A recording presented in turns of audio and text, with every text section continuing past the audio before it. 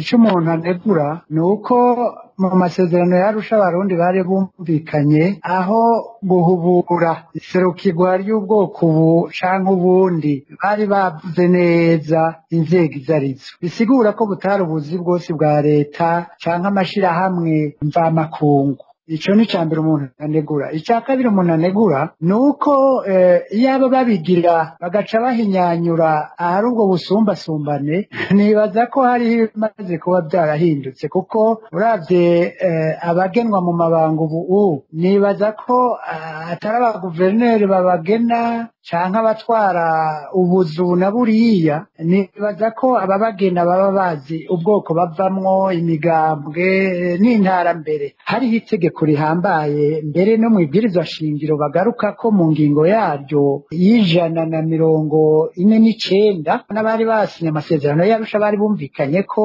itegeko rizokwerekana neza ibibanza vya kariyeri, no kuvuga ibibanza vy'ubumenyi ari vyo poste technique n'ibibanza vya politiki. Ubu rero mu Burundi byose ni politiki, gutinda no gushika kurongoye ishuri ritoyi. Abarundi barumva barabona, turaza abafise amabanga mu gihugu baba aribo, ni ubwoko presque bumwe kandi buri mu mugambi umwe, hasi kinyegezwa nk'uko babivuga mu Kirundi. Reka tubarindire turare, n'ahandi ho ntivyari bigoye. N'uwo bibaza abasinya amadekre canke abagenda abandi bari kubibaha batarize kwandikira abatwara amaserivisi. Nayo ahandi ho ibintu biragaragara, ntivyari bikenewe ko umuntu arinda gusorongoza cane, biragaragara ko umuntu azi ubwenge wese arabibona. Jewe nkubwiye ibiboneka, n'ejo umuntu ashobora kwandika ati ububuzi bwose aha n'aha n'aha barongoye abandi bava mu mugambi umwe, bari mu bwoko bune, n'ibintu vyoroshe. Mu gihe urwo rusansuma rutoba ruje guhinyanyura ibi byose mpejeje kudondagura,